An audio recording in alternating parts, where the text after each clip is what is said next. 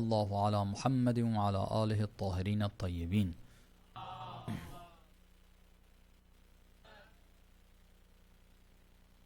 Inshallah, I'm towards the end of this theme that we chose, which deserves a lot more time to discuss, a lot more patience with the discussion, and more study and reading and thinking on the topic. I'm going to be wrapping it up sort of forcefully. And so we're going to mention the last couple of points very quickly. It deserves more discussion. It deserves more thought. It deserves more explanation and elaboration. But I'll leave it to you to follow up and inshallah read up on it, think about it, develop it further and further. We're talking about the path of the Ahlul Bayt, or the Ahlul Bayt being the path to our salvation. We talked about the Ahlul Bayt, we talked about the path of salvation for us, and we were sort of explaining what exactly the guidance that comes from the Ahlul Bayt, the only source of this great blessing, the greatest blessing. What is their guidance? We mentioned that they give us direction. We know where the destination, we've told, we're looking for prosperity. It's the proximity of God in the hereafter, and so on and so forth. We want prosperity in this world and the hereafter. How do we get that? The direction is that you need to aim for the akhirah. If you aim for this dunya, you're not going to get anything. You aim for the akhirah, you get this dunya and the akhirah. That's one. Then we said that the Ahlul Bayt give us and teach us a vision. If we're moving in a direction, we want eternal prosperity. We don't want to have prosperity one day for a few years and for it to be short-lived. You want prosperity. You don't want a bubble, basically. Okay, you don't want an economic bubble, a spiritual bubble. You want it to be long-lasting. You want it to be eternal. So how do we get there? After the direction, you're given a vision. This is where you're headed. These are very precise descriptions. These are the guidelines of what it's going to be looking like. This is the very more precise definition of what you're looking for. A society where the individuals within that society have certain qualities. And we talked about a few of them. I believe we went over 5 of the defining qualities that give us that vision. And so whenever we move in that direction, we need to keep checking and seeing if we are making any progress towards them. Is this decision, is this policy helping towards that, or is it helping us go against it and move away from it? How is that working out? So I'm not going to continue with the vision. There are other elements within that vision, but after direction and vision, there's a third thing that we're told. There's a third set of instructions that we receive. There's a third type of guidance that we are receiving from the Ahlul Bayt. That third type of guidance are the ahkam, the rules. We have received numerous rules about how to live our lives. You have rules pertaining to your daily connection with Allah subhanahu wa ta'ala. How you exactly do that. The tahara of your body, the cleansing or the cleanliness or the cleansing of the body and the clothes of impurities. There's certain things that are not considered pure. You can't pray with them. These are rules. Then you need to be spiritually pure as well. You need to remove spiritual impurities. There's a physical action with an intention that has that impact. It's wudu or ghusl, depending on what our circumstances are. Then prayer, what time exactly, from what time, to what time, how many rakahs, how many sujood, how many ruku. All of these are rules. There are rules about how to trade with others, how to engage in commerce, how to have a healthy economic system. There are rules. Okay. If you want to have a contract with a brother, with a sister, with a fellow human being, you want to give and take, there are certain rules. You want to exchange things. You have something, you want to give that up and get something in return for it. There are rules for it. You want to form families, there are rules. You want to bring that relationship to an end, there are rules. Okay? So there's a long list of rules that we have. Ahkam, laws. If certain crimes, first of all, defining what a crime is. In Islam, in our ahkam, in our fiqh, in our jurisprudence, we have lengthy discussions on what are crimes. Okay. In Islam, fornication is a crime punishable by law if proven in court. Adultery is a crime. Sodomy amongst homosexuals, men basically, that's a crime. There are various things that are crimes. Drinking is a crime publicly, openly. If you drink, it's a crime. Right? Drinking is a crime. Selling it is a crime. Selling alcohol. We have a complete penal law that explains what is a crime. You have lengthy discussions on that. And then what are the punishments? So you have rules. Wherever you look, you find rules. Regulations. Regulating your relationship with your parents, there are rules there. Okay. With your children, there are rules there. With your neighbor, you have rules.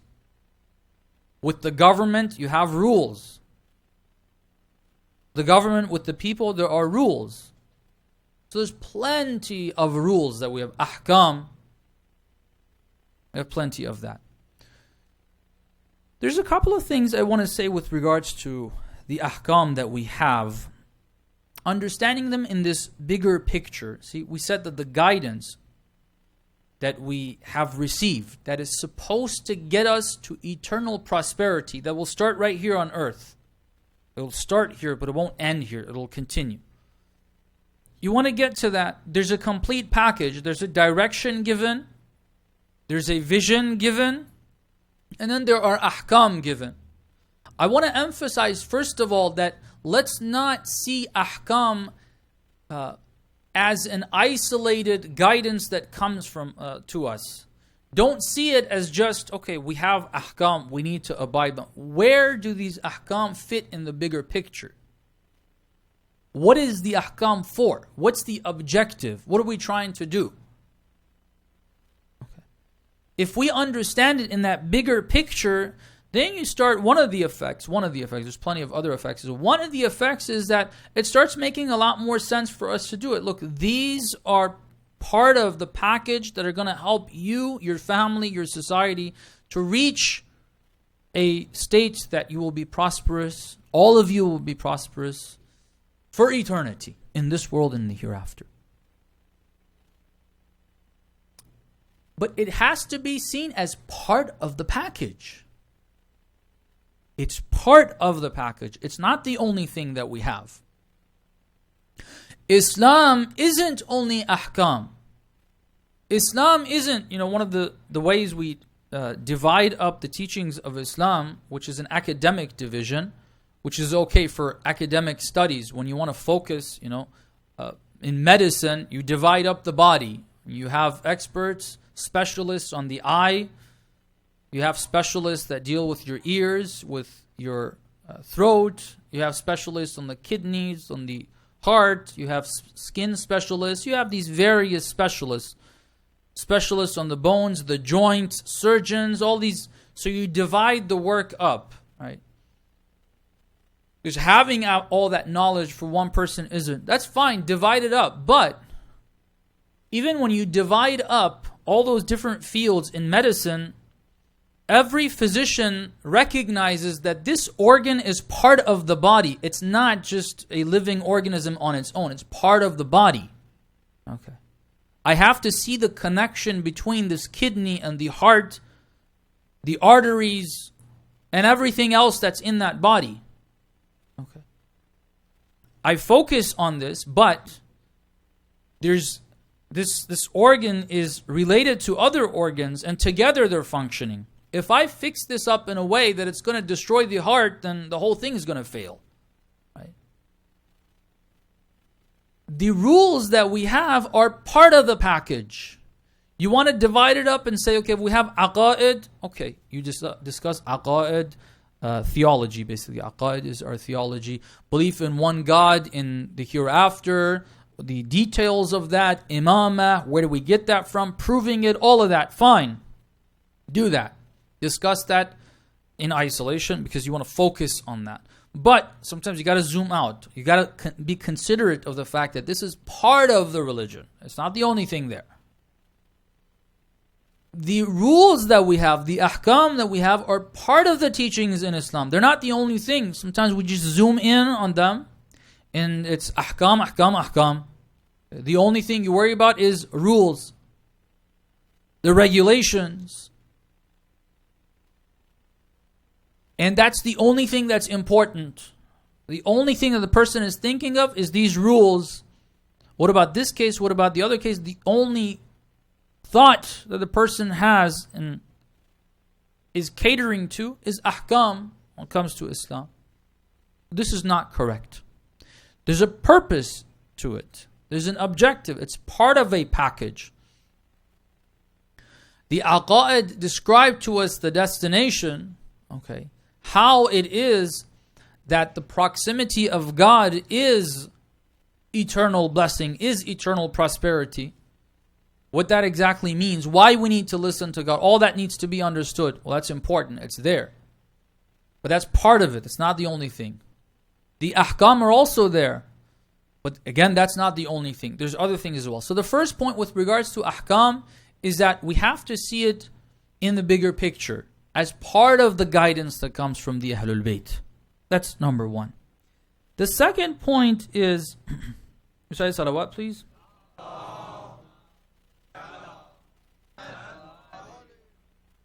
Before that, let me mention this. Since this is part of a package and there's an overall objective to the ahkam in the full package, it's going to be clear that if we only focus on the ahkam, we're not going to get to the destination.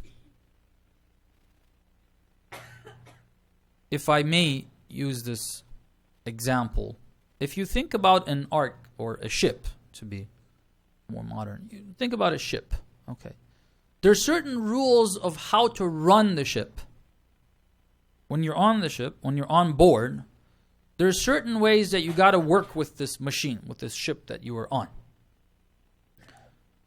Whether it's taking care of making sure the fuel is in there and making sure all the various engine parts are functioning right, when you go and do what, whatever it is, all not too familiar with the processes that you have over there. But there are some processes, certain rules and regulations to function, to have this ship function, and for you to be able to be on top of this ship, right? If you do all of that right, you got a perfect ship and it's functioning great. But where are you headed? You didn't get on this ship to run it right, okay? That was not the objective. That wasn't the goal. You're supposed to use this to get to a certain destination.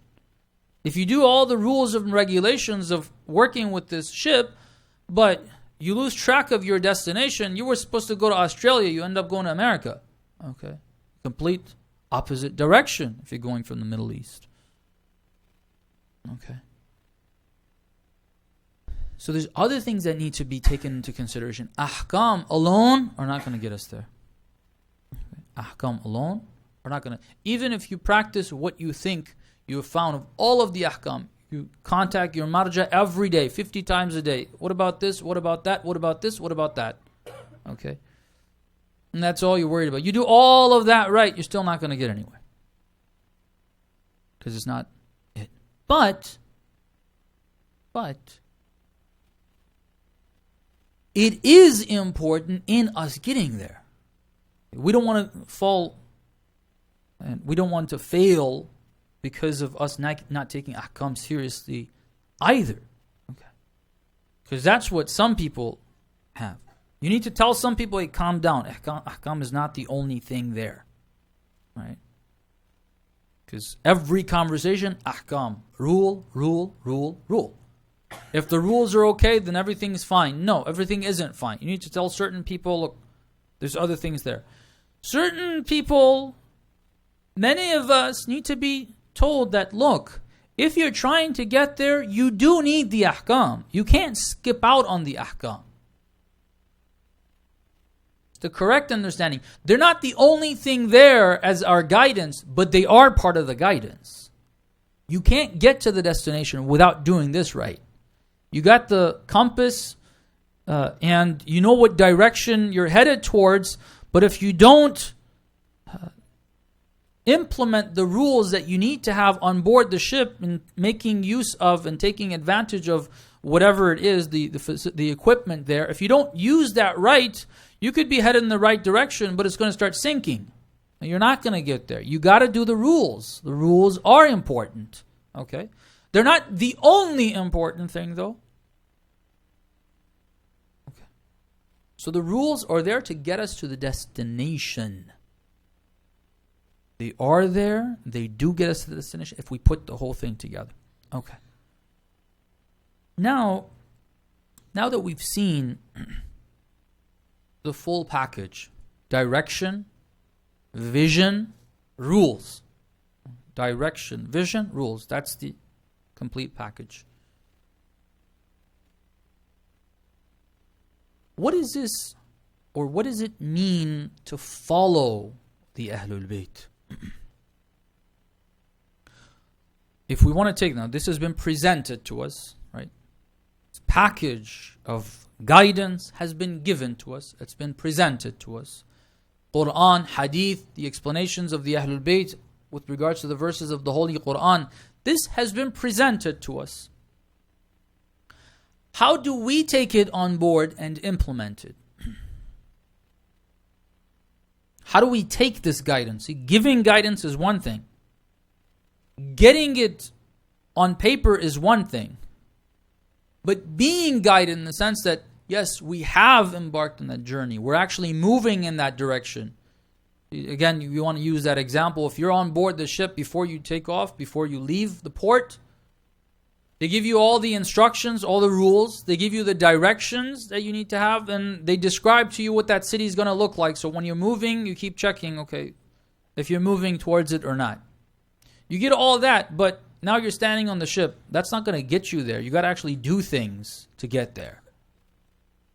You got to actually do things. You got to implement those rules. You got to take that guidance and implement it. Go by it. Practice it. All right? But the practice of this full package, right? The practice of this full package requires something. And that's why we talked about one of the topics that we did earlier on.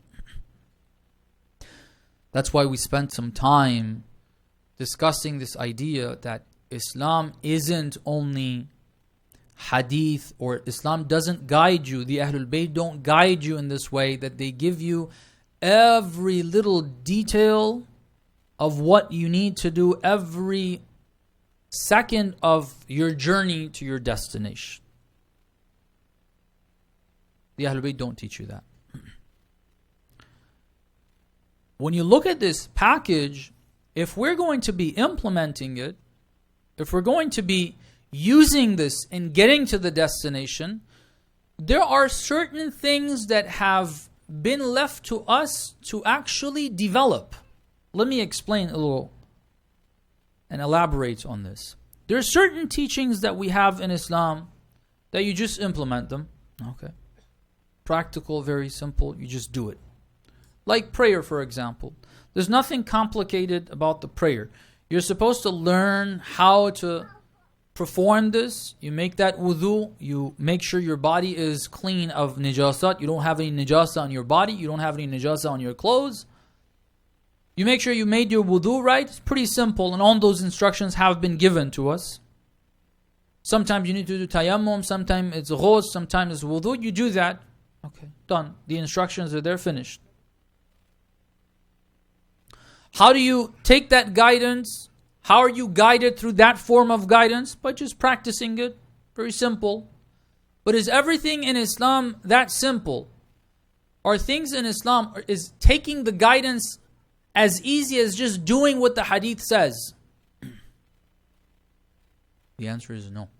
There's certain guidances, certain teachings that we have, the Ahlul Bayt have provided for us.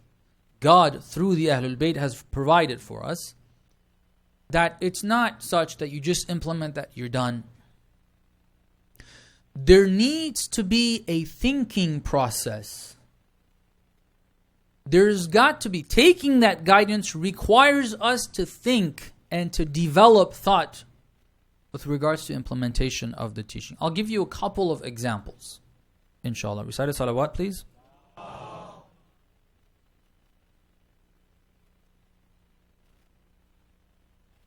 One of the obvious standards or qualities that a prosperous society is going to have is that the individuals in that society are physically healthy.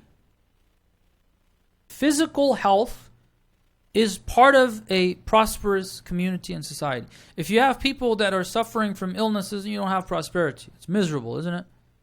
You're not going to live for too long. People are dying, and before you know it, everyone's gone. I mean, if you don't have health as part of a health system, right, then you're not going to have a community or a society, or it's going to be filled with illnesses and diseases, and everybody's suffering from them. Everybody's dealing with that. When you're sick, right, you can't really function right. You're not thinking about much except for getting rid of the illness. And if you don't know how to do that, how to cure the illness, then you're in deep trouble.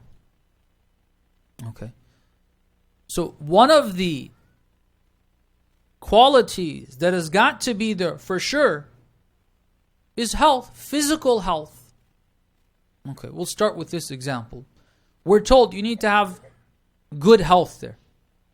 How do you have good physical health, individuals in the community? How do you deal with illnesses? That requires research, that requires thought, that requires studying, that requires getting education. The Quran hasn't given you the details. It wasn't supposed to. If it had given you all the details, then that wouldn't have been guidance. You have received that. You need to get here. How do you do it? Use the intellect that God has given you and work with it and develop it. This is one very basic example. It'll get a little more complicated. Using the same example, health. People in that society need to be physically healthy. Physically healthy. It's important. You want spirituality? We talked about spirituality yesterday. One of the key factors is spirituality. You need to have a spiritual society. I remember one of the ayatollahs, Ayatollah Mishkini, came over to our school once. In Qom. This is the first couple of years that I was in Qom. And when I saw him up close, I felt really concerned about his health. You could see, it was evident how weak he is. And the conversation he had with us was this: look, while you're young, take care of your health. He gave us this example. He said, when we were younger, I thought spirituality was fasting every day. And I kept fasting, and I didn't care about the food that I had. Okay. And now I'm like this. I can't fast, I can't do this, I can't do that. Physically, I'm not capable. Right? At that same time, Shahid Bihishti, one of the other ulama, every week he used to have kebabs. Okay. And we used to tell him, look, you're a Hausa student, zuhd, avoiding the glamour of the dunya. What is this? You're having meat every week? He said, no, we need to take care of our bodies. Now I realize, he said, I realize he was right. Okay. And the reason is he didn't really look at the hadith at that time, at least. Later on he figured it out. The hadith are clear. You take care of your physical health as well. You don't take care of your physical health, you're not going to have spiritual health. You can't, all these worships, you want to go to Hajj? Every year, Imam al-Mujtaba went to Hajj 20 years on foot from Medina to Mecca. He walked that distance, and there's rewards in it. If I'm not physically capable, then I'm going to miss out on those rewards. I can't. Physical health is important, right? So, okay, you need to have a society that's physically healthy. Okay, we get that.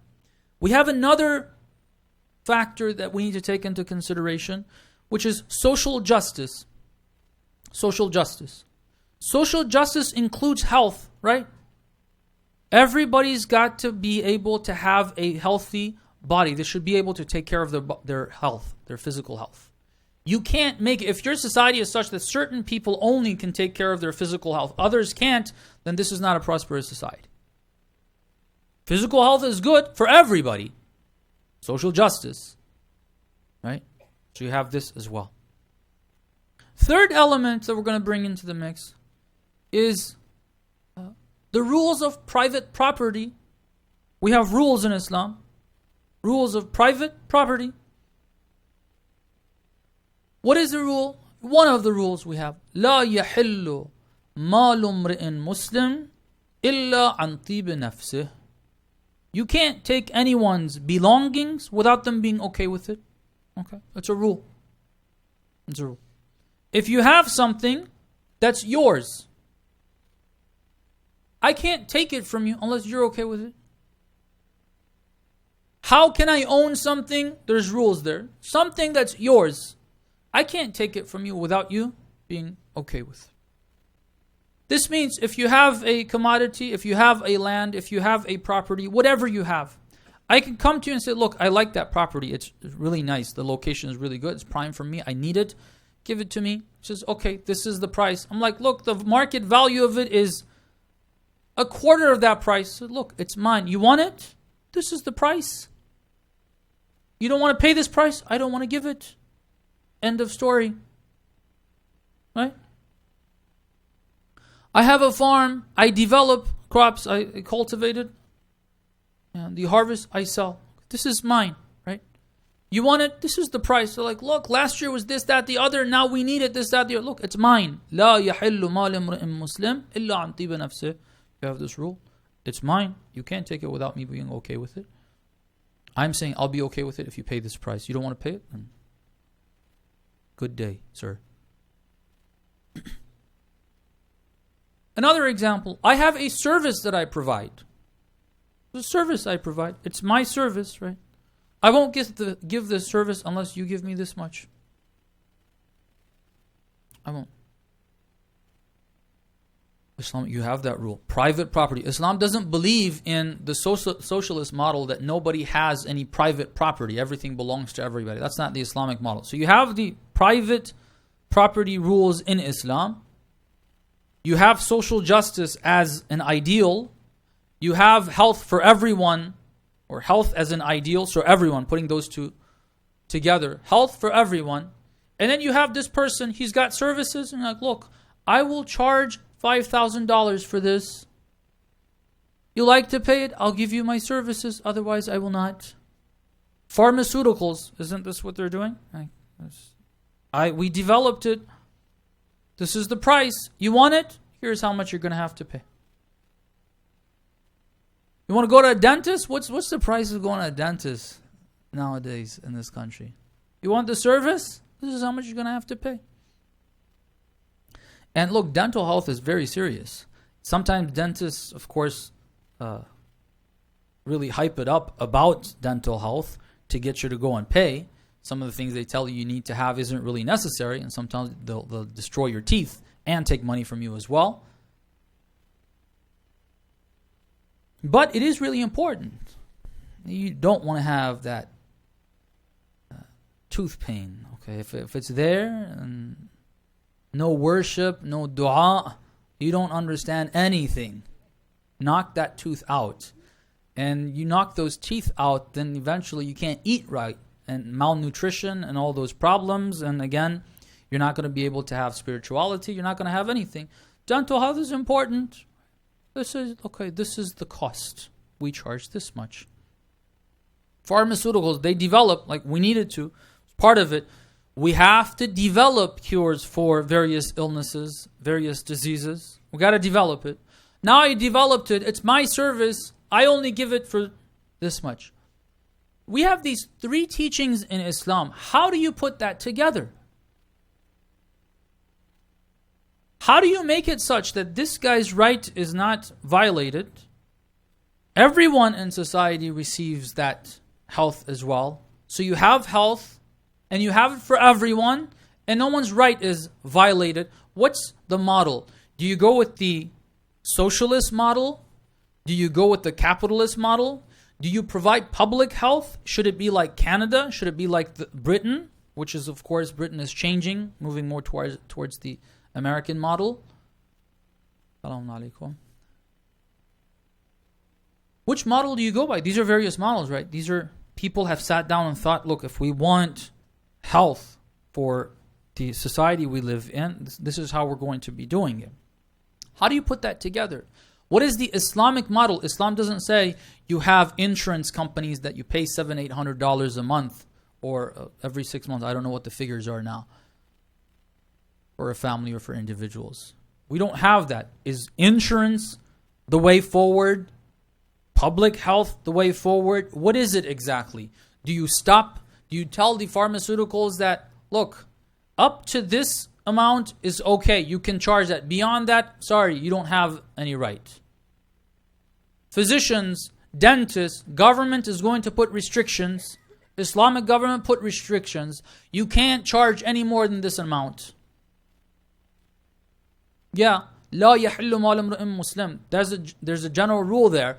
But that general rule is supposed to get us to a prosperous society. You can't abuse that and cause only the upper class to have good health, everybody else to miss out on that. Or everybody else have to give everything they have to get that health. So they're not going to have prosperity in other areas. This is one example. See, we have to think, we got to develop a system.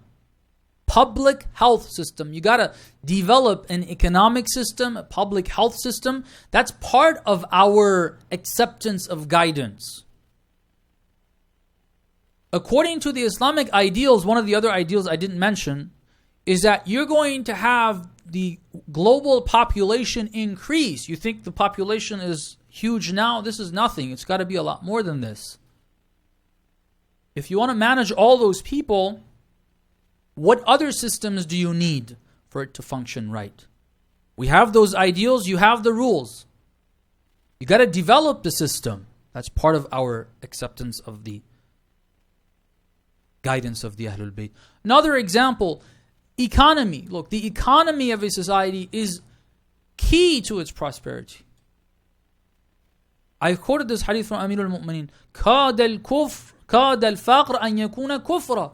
Faqr, poverty, is almost equivalent to kufr.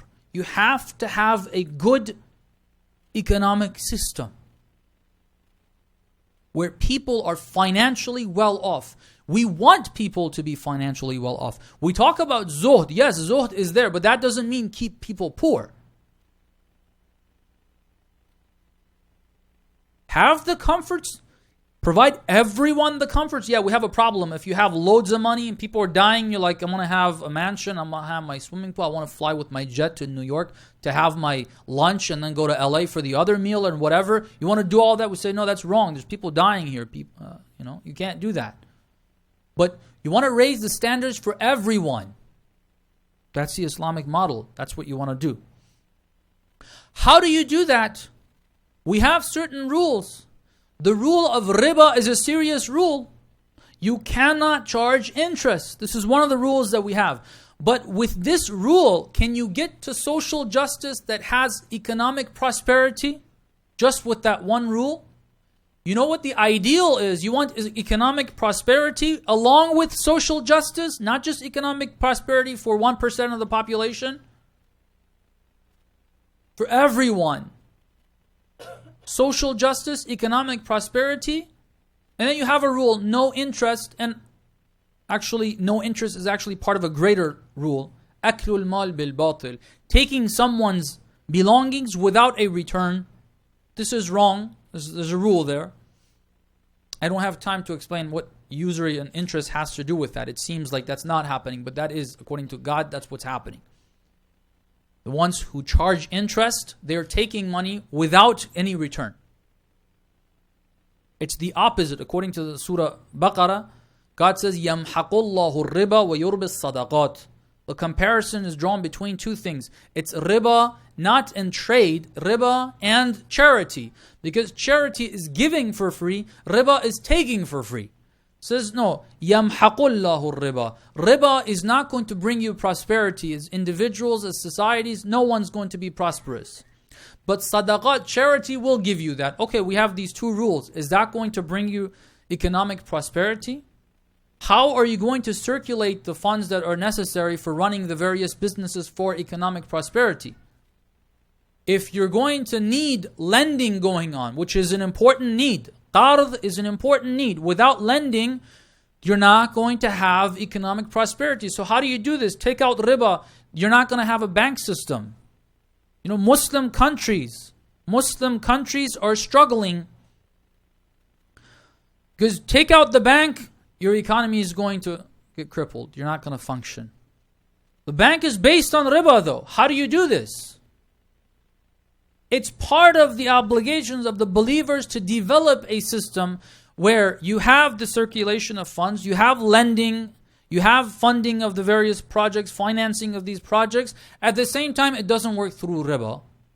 Okay. How do you do that? It requires thinking. It requires developing. Muslim thinkers have to develop this. The acceptance of the guidance is doing this. It's not only implementing it.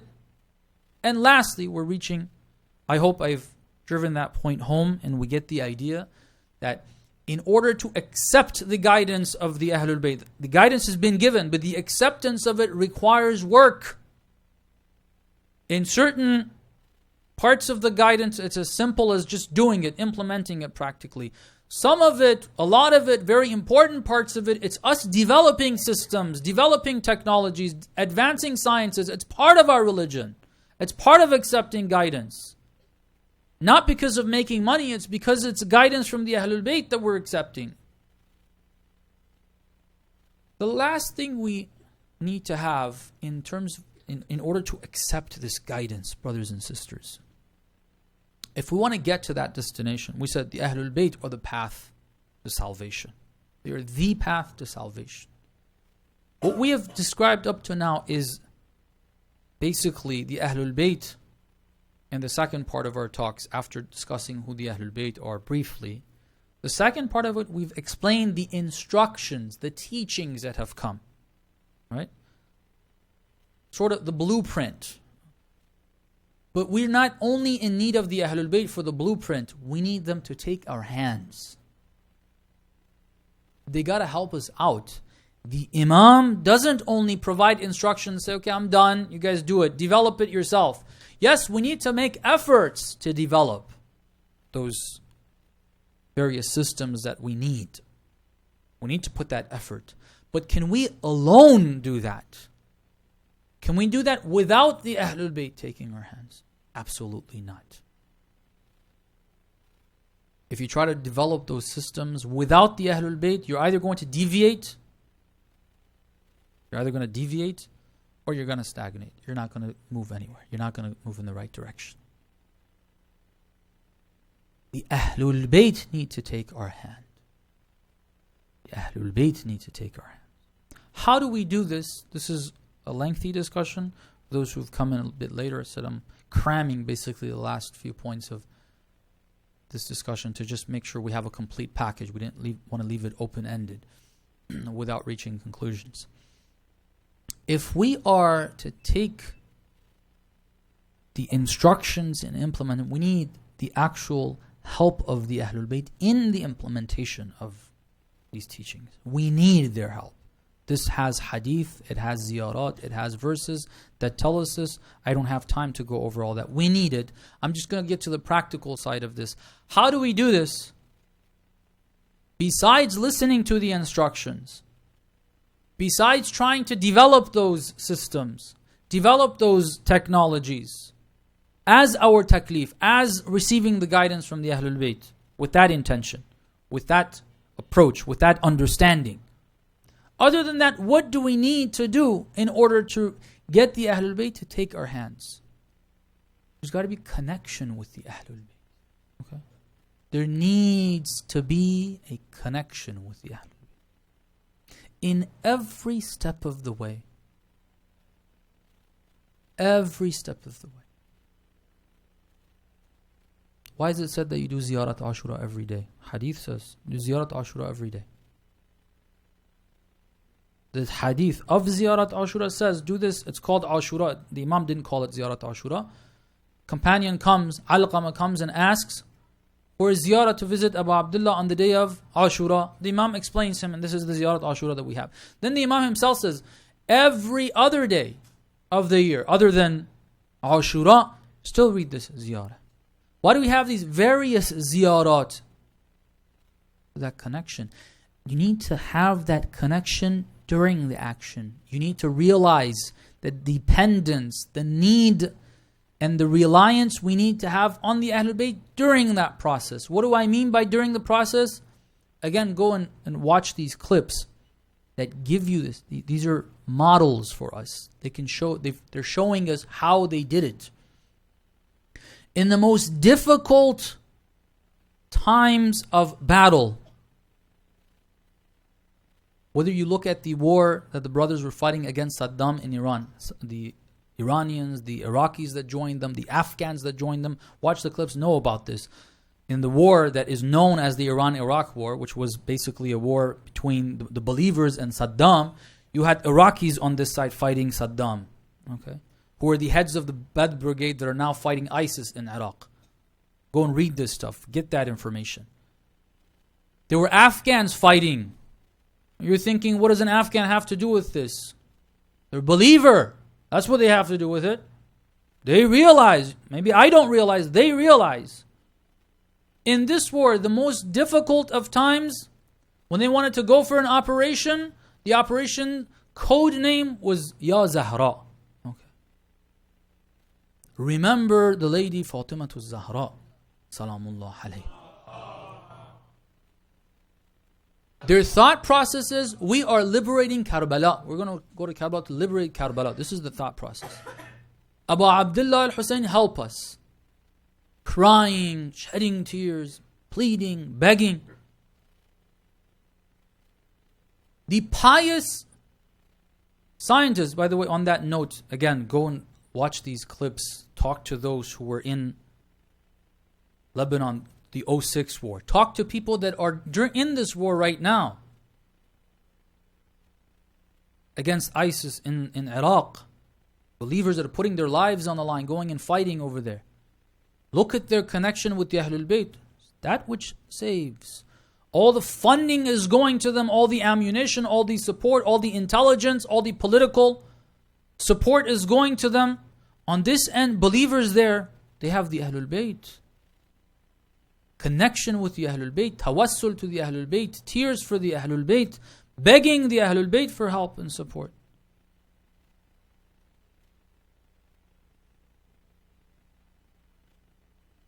The scientists, believers who are scientists, they look at their discoveries, they look at their progress that they're making as their worship to push the believers forward.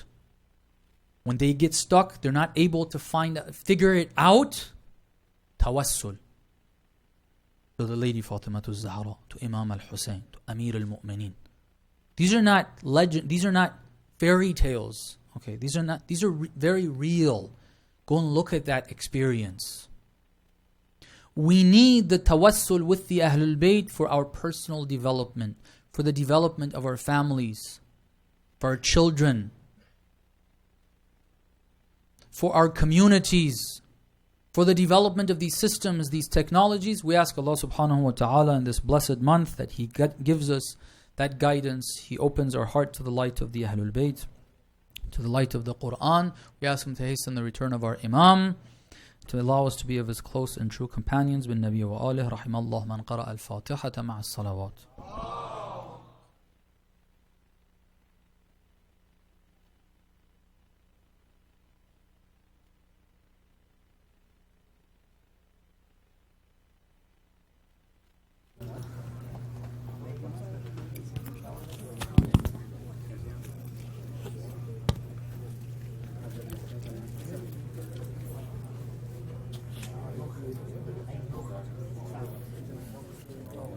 Sorry.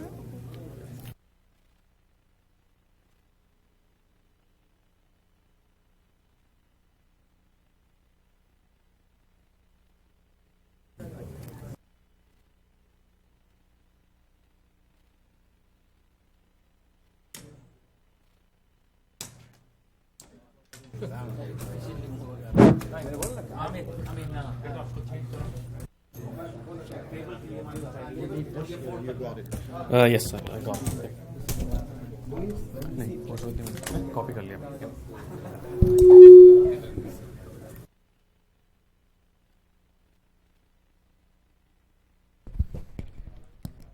need one volunteer for the Azan Makr. Brother. Sure. Please. You can give the Azan right here. We'll get him.